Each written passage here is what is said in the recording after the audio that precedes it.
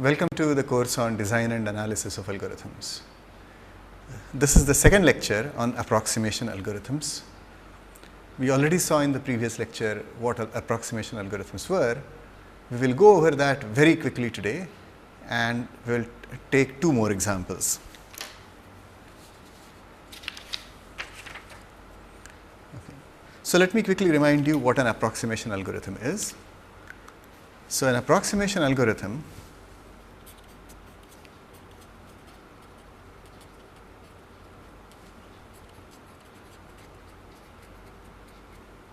is a polynomial time algorithm first of all, and it solves an NP-complete optimization problem.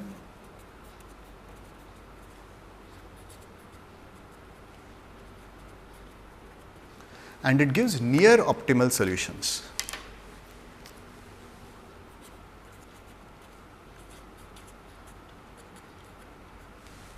The solutions it gives are near optimal. Of course, if it gave optimal solutions in polynomial time, then that would prove P equals NP. And of course, we are not here to prove that, and most people in fact believe that that is not correct. So, that most people believe that P is not equal to NP, and therefore, polynomial time algorithms which give optimal solutions are unlikely to be there for NP-complete problems. So, last time we looked at this and we defined some notation for this. So, let me just quickly go over that notation. So, let us say P is a problem and A is an approximation algorithm for solving it. We said last time that if I is an instance, then A of I is the cost of the solution found by A on instance I. Okay, so, here we are going to assume that our problem is a cost minimization problem.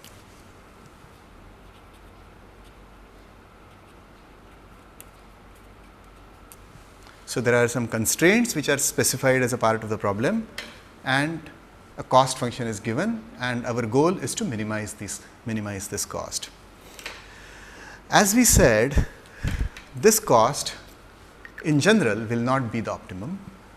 AI will not be the optimal for instance I, but in fact, there is some other cost which I will call opt of I, which is presumably better than this. So, this would be the cost found by the optimal algorithm.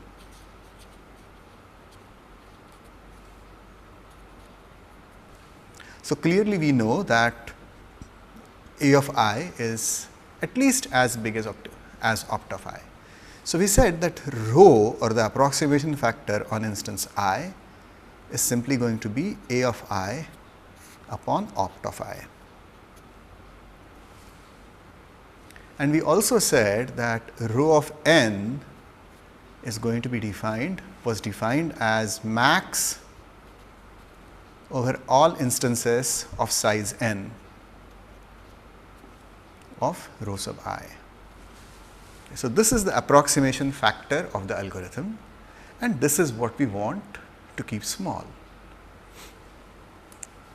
So, this is the general framework in which we are going to work. So, we are going to devise algorithms for NP-complete problems which produce a small approximation factor. In other words, the cost that they return, the cost of the solution that they return, A of I, is going to be reasonably close to opt of I. Okay. And of course, they are going to be running in polynomial time.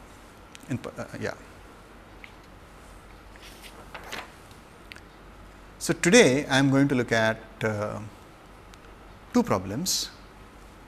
So, one problem is going to be the set cover problem.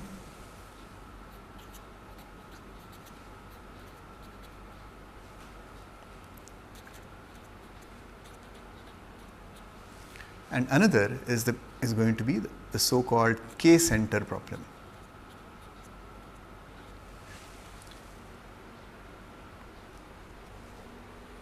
So, it is going to be the so called K center problem. I will describe these problems in a minute, and I will also give real life examples corresponding to these problems. In addition to that, we are also going to look at some techniques or some themes.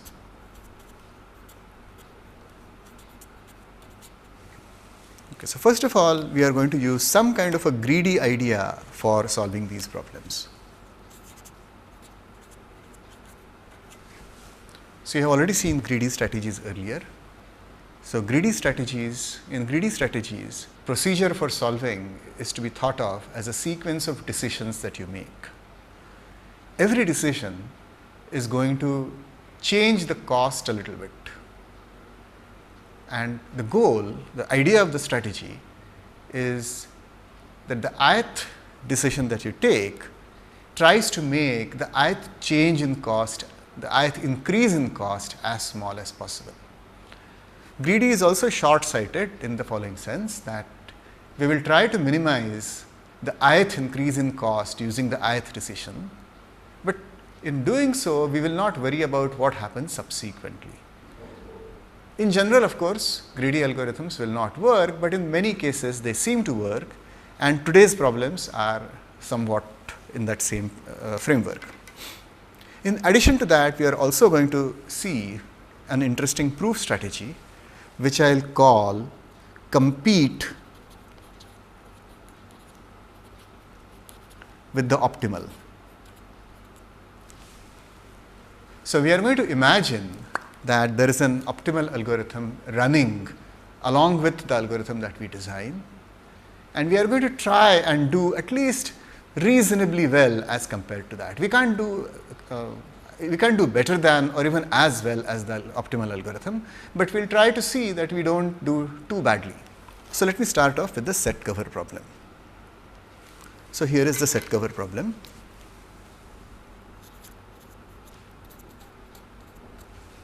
The input consists of sets S1, S2 all the way till S sub n. Let me use U to denote union of S1, S2, Sn. So let me call this collection, this entire collection I am going to call C. So this is the collection of sets, okay. And our goal, the output that we want, is a sub collection.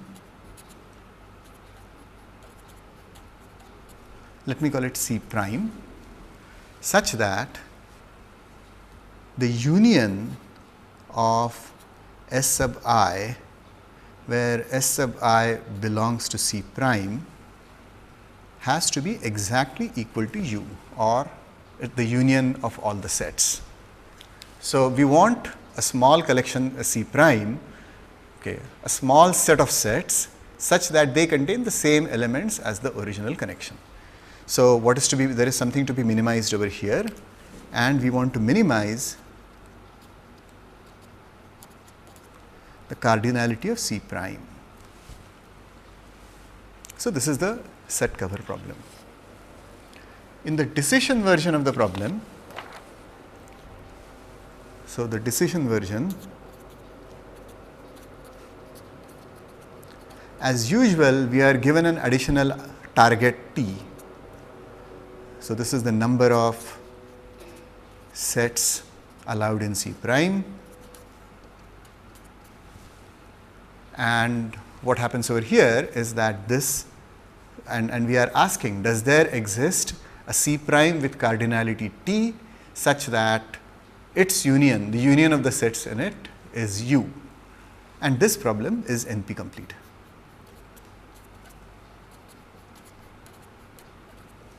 Okay. In fact, the decision, there is a reasonably simple reduction from the vertex cover problem.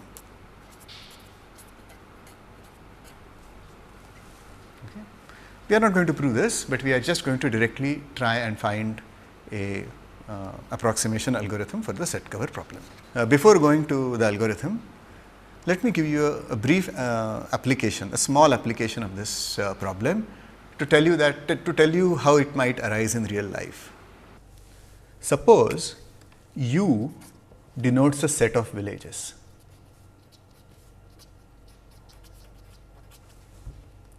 Suppose we are also given a set L of locations where hospitals can be built.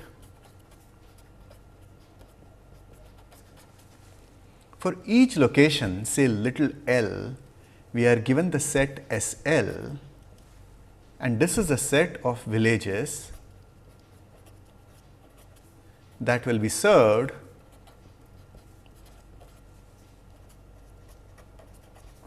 if a hospital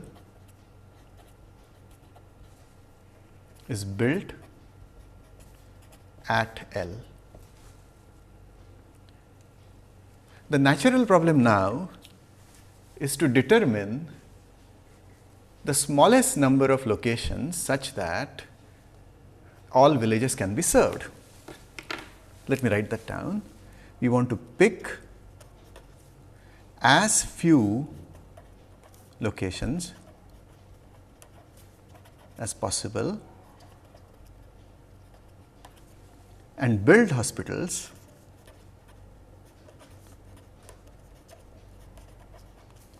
there such that all villages will be served.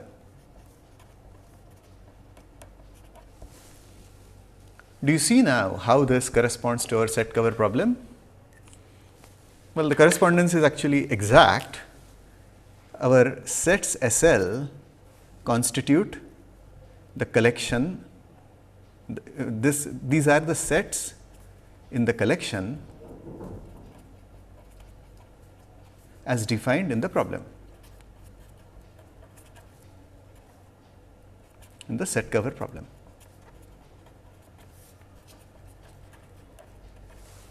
And what we want is to pick a sub collection of this collection such that all villages will be served, or in other words, all villages will appear in at least one SL. So, the correspondence is exact. Okay, so now we turn to the algorithm. So, the basic idea of the algorithm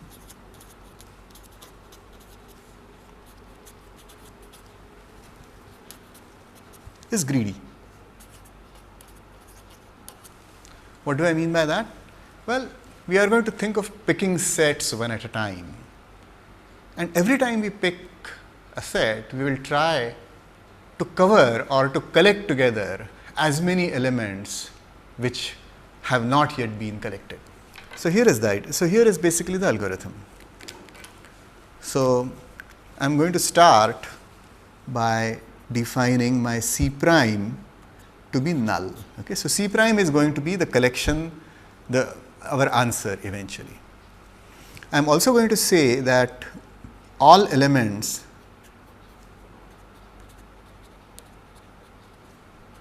of U, okay, which is the union of all the sets, are initially uncovered.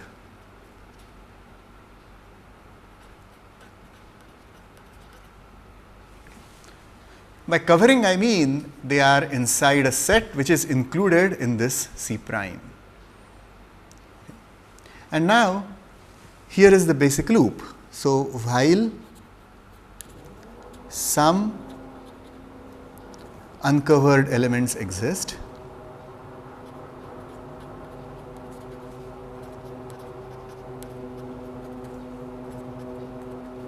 okay, what do? We pick set Si that contains maximum uncovered elements.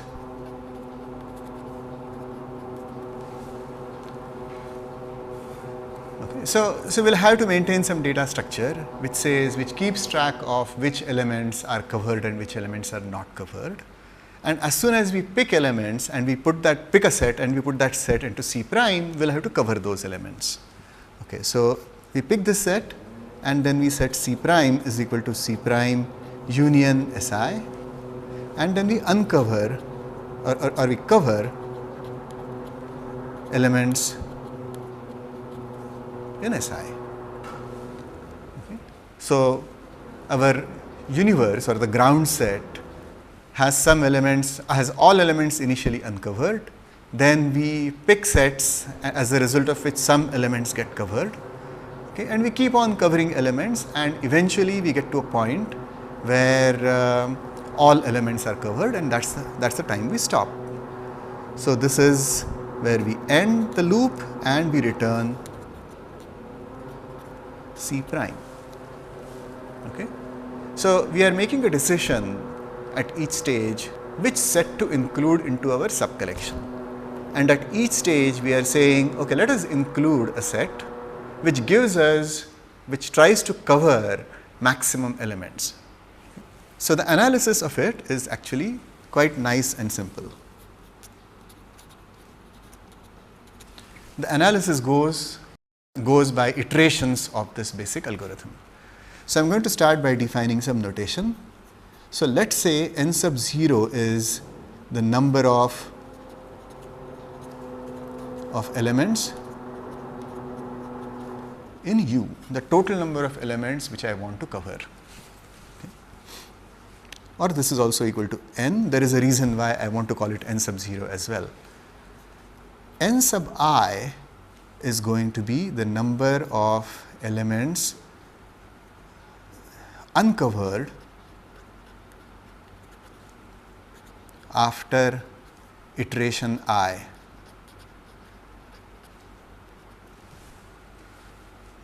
So number of elements in U originally, these are all uncovered. So this is uncovered before the first iteration. N1 would be elements which are uncovered after the first iteration, after the second iteration, all the way till after the ith iteration. I am going to use opt to denote number of sets needed by optimal algorithm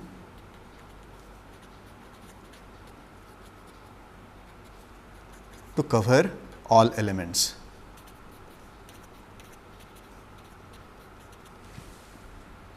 Okay. So this is my notation, and now I want to state my main claim. So the main claim is the following. The main claim says that n sub I plus 1, okay, is less than or equal to n sub I times 1 minus 1 over opt.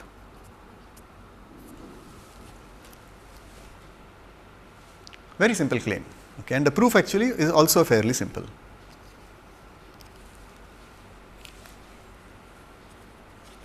So how does the proof work? So our algorithm has executed for I iterations, and this is our set U, of which some elements have been covered, and these are the n sub I elements which are not covered after the ith iteration. Now what do we know about the optimal algorithm? Okay.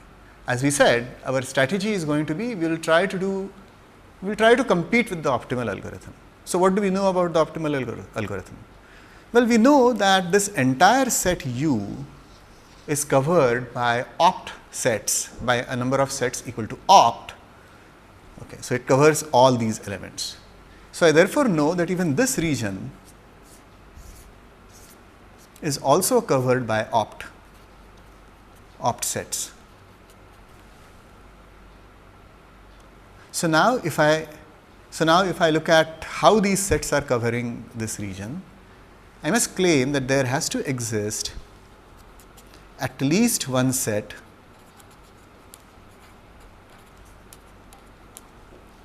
which covers n sub I upon opt elements. at least. So, at least one set covering at least,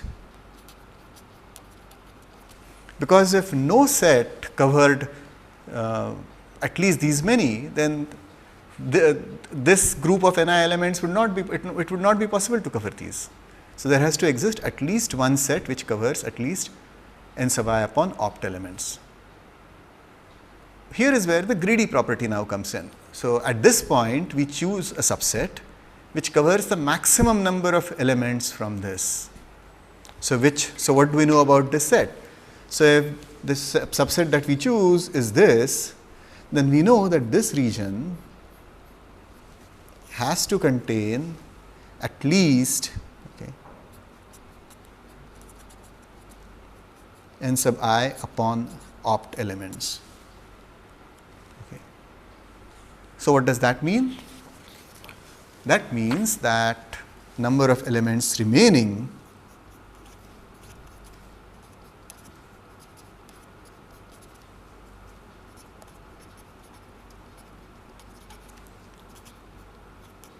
after I plus 1th iteration has to be less than the n sub I which were present before the I plus 1th iteration minus whatever got covered, and these are n sub I upon opt. So, in other words, n sub I times 1 minus 1 over opt. This is precisely what we claimed a few minutes ago.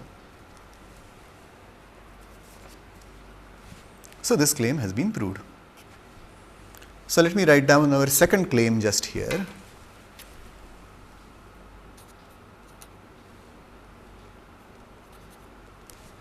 Our second claim is that cardinality of C prime, number of sets returned by our algorithm, is less than or equal to opt times ln n.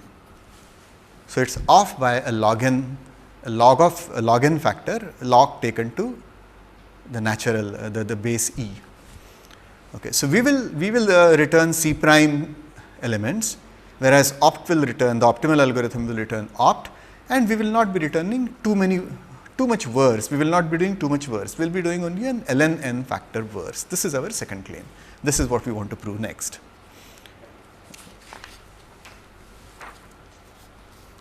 So, how many elements do we return? Well, if the algorithm runs for t iterations, then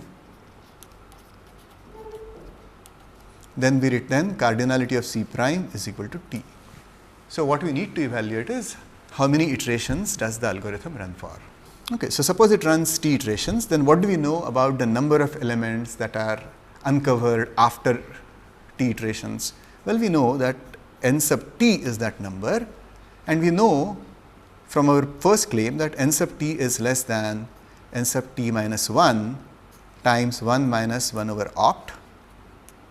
But we can keep on repeating this, and so therefore, we get this is less than or equal to n sub 0 times 1 minus 1 over opt whole to the power t, because this factor will keep on repeating. And note, of course, that this is just n. Now, a nice little inequality comes to our rescue, and that inequality is 1 minus x is less than e to the power minus x for x not equal to 0. So, what does that allow us to conclude?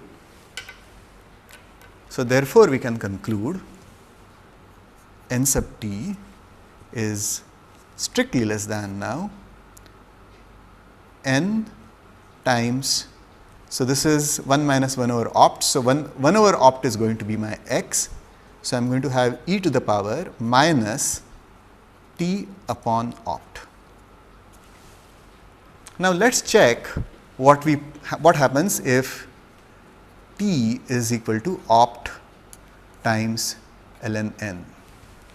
Well, what happens then? So, this is nothing but n times e to the power minus ln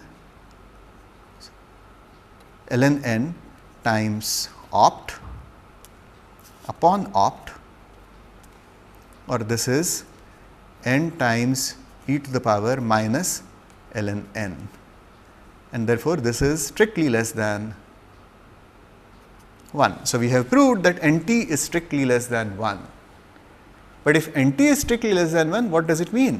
That means that n t is exactly equal to 0. Well, what does that mean? That means after t iterations, all the elements of u have been covered, nothing has been left uncovered. But this happens for t equals opt times ln n. So, in other words, cardinality of C prime is opt times ln n, and that is exactly what we claimed. So, this finishes the analysis of the set cover algorithm. So, what we have proved over here is that we can also find a set cover. The size of that set cover is going to be worse by a factor ln n. We now come to our second problem. The second problem is the so called k center problem. I do not want to use the letter k because k comes in handy for indices and things like that. So, I am going to call it the t center problem.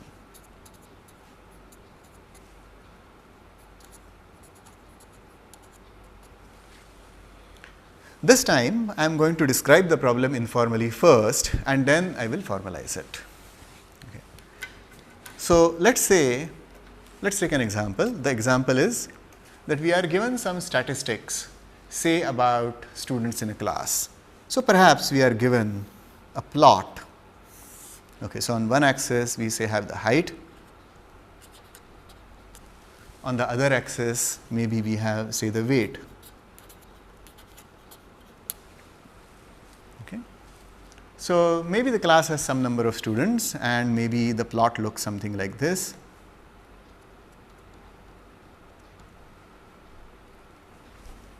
So, this is the plot of the heights of different students. Now, an important question in analyzing this data statistically is to see if there are any clusters. Okay. So, say for example, you could think that this region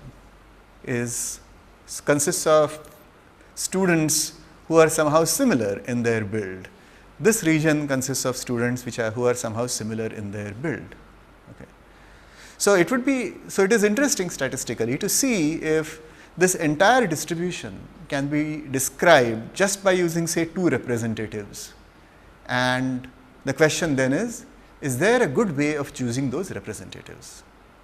For example, we could say that this could be one of the representatives, and we could say that this is another representative. How do we choose a representative? Well, a representative is chosen so that its distance from the rest of the elements in the cluster is as small as possible. Okay. And furthermore, we decide to put an element, say this one, into this cluster because it is closest to its representative. Okay. So, the important thing to note over here is the so called radius of each cluster. So, this cluster has this is the farthest element in this, and therefore, this is the radius of this cluster. In this, say for example, this might be the farthest distance, and so this is the radius of this cluster, and so the maximum of these two is the so called radius of this clustering. So, what is our goal? Well, we are given how many clusters are needed, and we want to pick the cluster centers and divide the data into clusters. So, in this case, this is one cluster and this is going to be another cluster. Okay. Here the clusters are very obvious, but in general they will be mixed, and finding representatives and defining the boundary between the clusters is going to be a little bit hard. But in any case, we want to define the boundary and find the center, the representatives and the radii of the clusters, such that the largest radius is as small as possible. So, that is how we measure the goodness of the clustering problem. So, we are going to do this, but before that I would like to give you the formal definition of this problem. So, the input consists of a set P, which is a point set. Let us say this point set is in some d dimensions, okay, and it has, say, some n points. Okay. And we are also given an input parameter T. This is the number of clusters desired.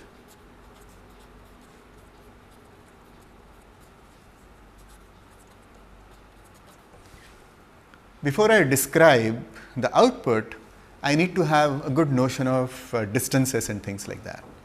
So, the distance between 2 points is going to be simply their Euclidean distance. So, it is a d-dimensional space, so it is going to be square root of the sum of the squares of the coordinate differences as usual. But here we are also going to be talking about the distances between a set of points and a point. So, let me define that, or a distance between one set of points and another set of points. So, let us say S is one set of points and S prime is another set of points.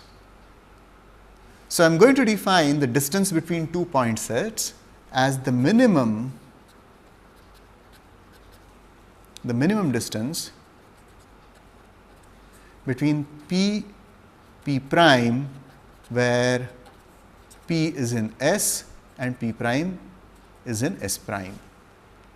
So, these could be in general arbitrary point sets, but we want to say, are there 2 points at least which are too close, are very close, and that is the distance that we are going to pay attention to. Okay, so let me now tell you what the output is. Okay, so we had the set P of points. Okay, so the output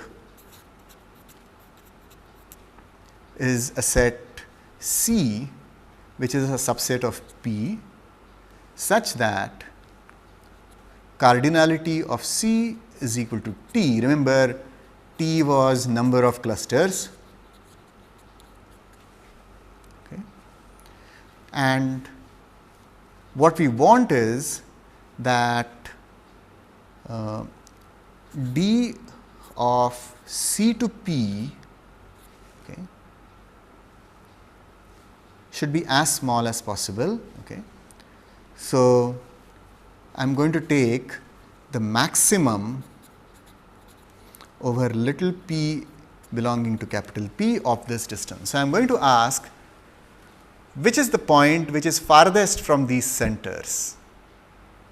That is the distance which I want to minimize. Okay. Okay. So, max P in P is smallest possible.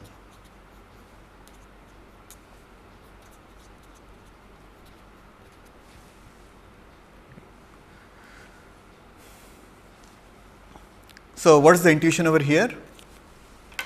So, the C is the C that we want to select are the cluster centers.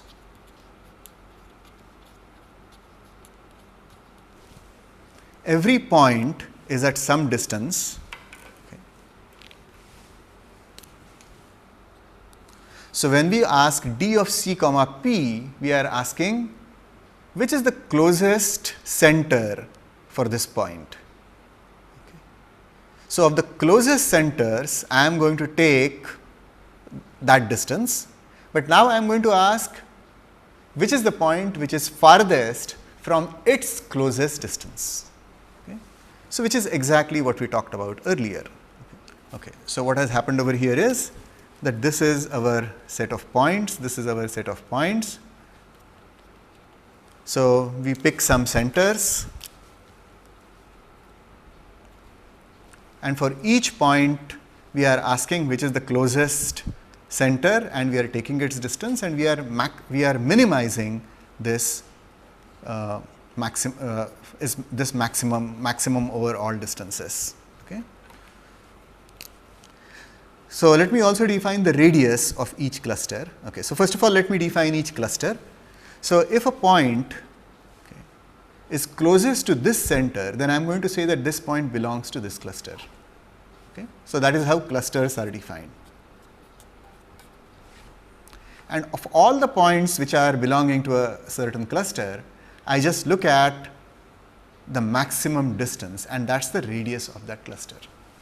Okay, let me now describe an algorithm for this problem. So, this is the clustering algorithm.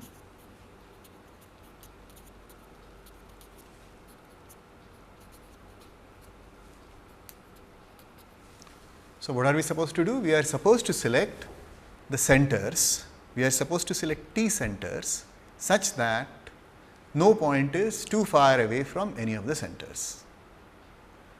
And we are going to use a greedy strategy for solving this problem. So, okay, how do I select the first center? Well, for that we do not really have a really good idea right now. So, let us just say that it is picked arbitrarily. But note that if I pick some k clusters, so I have picked C1, C2, Ck already picked.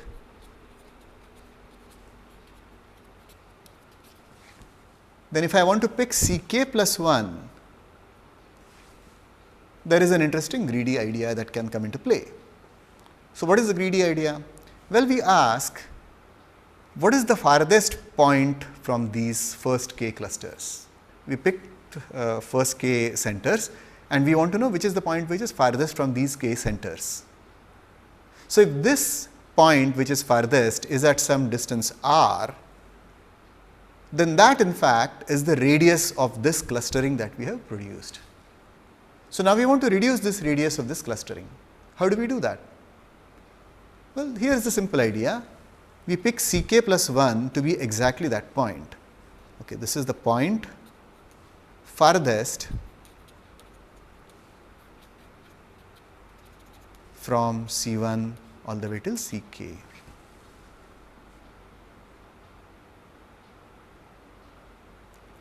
Okay. So, let me now have some note. So, that is basically the algorithm. So, I will pick C1 arbitrarily, then I will pick C2 to be the farthest point from C1. Then I will pick C3 to be the farthest point from C1 as well as C2. Okay. Then given k points, I will pick the k plus 1th point to be the farthest from all these k points. Let me now define some notation. Okay. So, my notation is as follows. I am going to use r sub k to be the clustering radius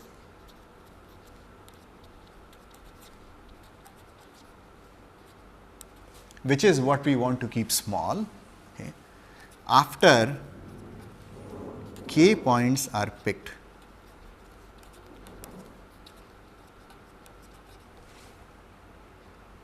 Okay. What do we know about this clustering radius? Okay. So, we know that r k plus 1 is less than or equal to r k. Why? Because that is what we exactly did. We picked the point which is farthest and we made it into a cluster. So, very likely now the farthest point, the distance of the farthest point has reduced, and therefore, we expect the k plus 1th clustering radius to be smaller than r k. Okay, well, what do we know about r k itself? What do we know about the clustering radius r k? This in fact, okay, is the distance from C1, C2, Ck to Ck plus 1. Because that is exactly what we did, right. We looked at which was the farthest point after having picked the first k centers. We looked at the farthest point. So, this was the point P, okay, and we said what was that distance? Okay, so, this is exactly that distance, and therefore, that must have been the radius after having picked the first k points. And what we have argued earlier is that the distance is going to keep on decreasing. So, these two are the important facts about how the radius of clustering is related to each other and to the distances and to the centers. So, we are going to use these facts in a minute. So, Let us now analyze this algorithm in more detail. As we said earlier, this algorithm, the analysis of both these algorithms is going to be based on this compete with the optimal strategy. So, we are going to try and see what the optimal algorithm would do. Okay. So, let me just remind you that C1, C2, Ct are centers selected by our algorithm A. Let us say O1, O2, OT are centers selected by the optimal algorithm. So, we would like to see how these centers are related to each other. The interesting thing is that we do not know what O1, O2, OT are, but nevertheless, for the purposes of the proof, we will assume that we know them. Okay. So, we are not actually going to compute them anytime, but for the purposes of the proof, we know them, and then based on that, we will be able to argue what the relationship between the two clusterings is. So, we have those two, we have the centers selected by C1 by the algorithm and the centers selected by the optimal by our algorithm and then by the optimal algorithm. So, let us focus on the centers selected by the optimal algorithm. So, say this is O1, this here is O2, this here is O3, this maybe here is O4, maybe this is O5. And let us also look at the corresponding clusters. So, say these are the corresponding clusters. I am not going to draw all the points inside, but I am just drawing the corresponding clusters. So, now let us ask, how do the centers that we selected relate to these clusters? A natural question to ask is there exactly one center we select from each of the optimal clusters, or do we perhaps select two centers from each cluster? A natural guess is to say that perhaps we just select our clusters, our centers are also selected such that each one comes from the other, from the optimal cluster. Of course, it could be this, or it could be the case that we select two centers, two of our centers are selected from the same cluster as the algorithm selects, as the optimal algorithm selects. Okay. So, basically there are two cases. Case 1,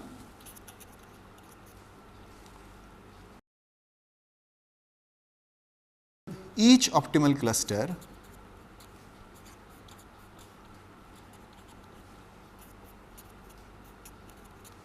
contains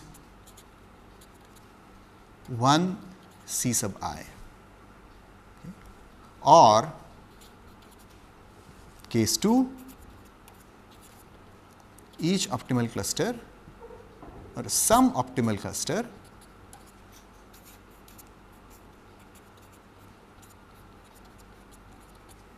contain, okay, say C sub I and C sub k. So, in fact, let us call this optimal cluster O sub j.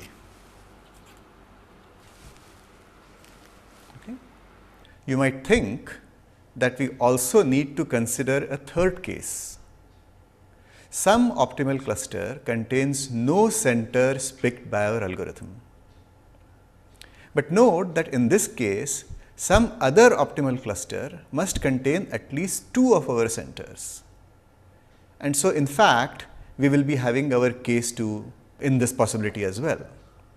So, let us now analyze case 1 in detail. In fact, each optimal cluster contains one Ci, and we are free to give the optimal clusters whatever names we want.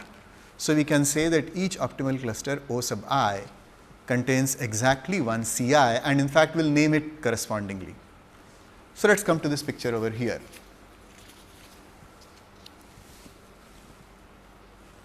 So, in this picture, maybe what we are looking at is this is C4, this is C3, this is C5, C2, C1. Okay. So, the algorithm happened to choose center such that exactly one point is picked from the clusters that the optimal algorithm would have chosen. Okay. So, this is the first case that we are looking at. So, basically the idea now is that we will prove that in both cases we will not do much worse than what the optimal algorithm did.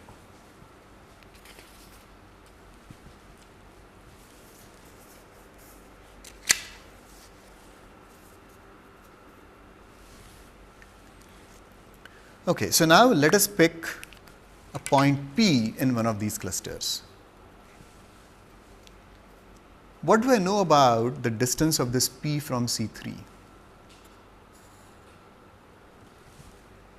I know that this distance is at most the sum of this distance plus the sum of this distance. Okay. But what is this distance itself? This distance is at most the radius of this cluster. This distance is also at most the radius of this cluster. So, that means that this distance is at most twice the radius of this cluster. So, what is the important observation that we have made? Okay. We have established that if P is a point in optimal cluster C cluster OI, capital OI, then the distance of P from CI is at most 2 times the radius of OI. But this is nothing but, this is certainly at most 2 times the max radius of the optimal clustering. Okay. So, we are going to call this R sub opt. So, this is 2 times R sub opt. Okay. So, we have really proved what we wanted, surprising as it may seem. We have proved that this point is close to some center, not necessarily the center with which it is associated in the final clustering that our algorithm produces. It might be associated with some other center, but its distance to this center Ci is itself less than 2 times R opt, and this is true for every point. And therefore, in this case, we have in fact established the theorem which says that, so we have proved that the distance of the quality of the clustering, our quality of clustering, produces clusters of radius at most twice the radius produced by the optimal cluster. So, now we come to case 2. So, case 2 says some optimal cluster OJ contains Ci and Ck. So, let us draw a picture. So, here is my optimal cluster, let me call it capital OJ. Here is little oj, its center, and suppose that it contains cluster centers Ci and Ck, which our algorithm picked. Well, what do we know about distance from Ci to Ck?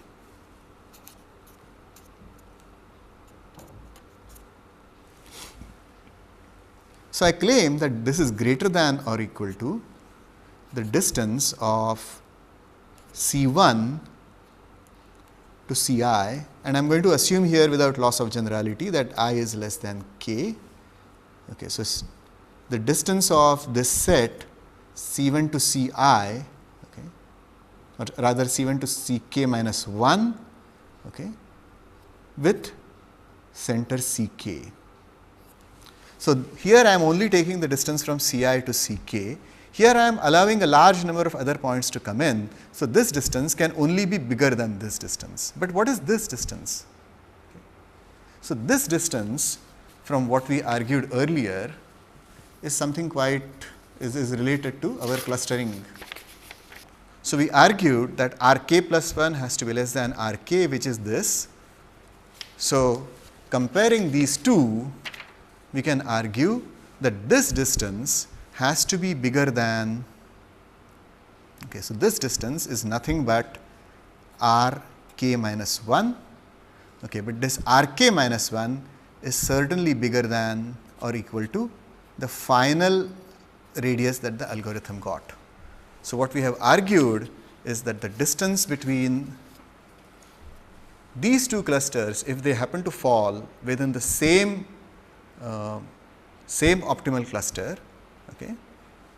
So, the distance between any two clusters, any two cluster centers is going to be the optimal is going to be bigger than the optimal radius produced by our algorithm. Here we have not yet used the property that these two centers actually lie in this in this single optimal cluster. So, we will use that property now. Okay. So, what do we know about these distances? Okay. So, we know that this distance, again by the triangle inequality, is at most this distance plus this distance. So, what do we know? We know that d Ci Ck is less than or equal to the distance from Ci to Oj and the distance from Oj to Ck. But what does this tell us?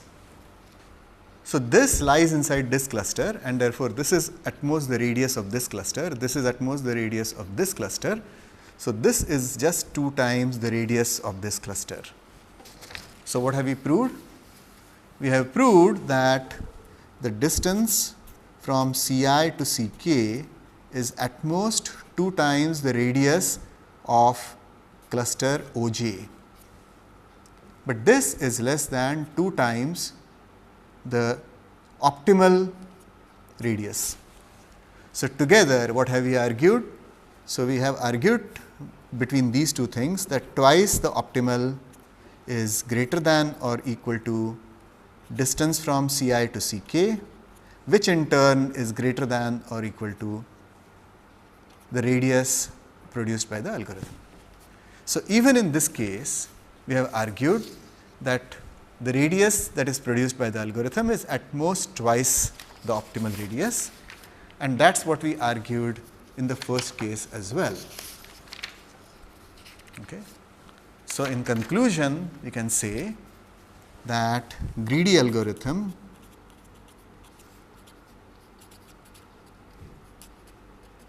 produces clustering of radius at most 2 times radius produced by optimal algorithm.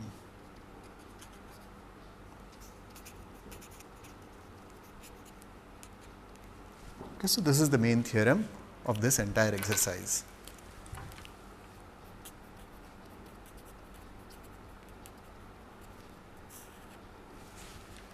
Okay.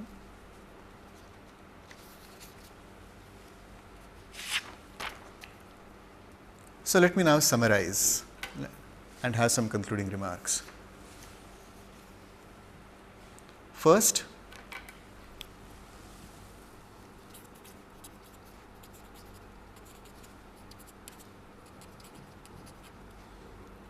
in the clustering example,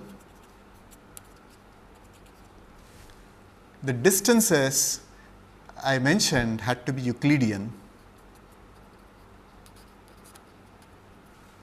but we did not really use the Euclidean property. We just use the property that the distances, we just use the triangle inequality.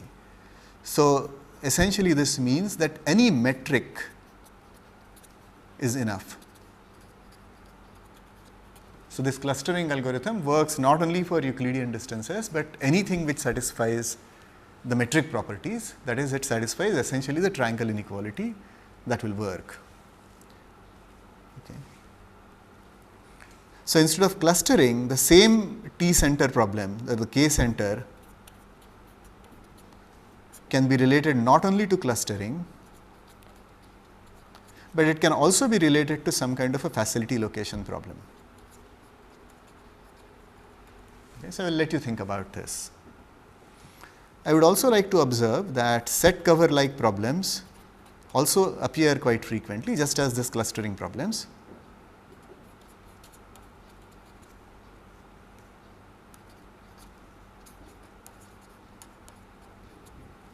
Many scheduling problems, an important problem amongst them is the so called crew scheduling, is a variation on set cover. Okay. And in general, the greedy algorithms and the style of analysis used over here, which I would like to call compete with the optimal,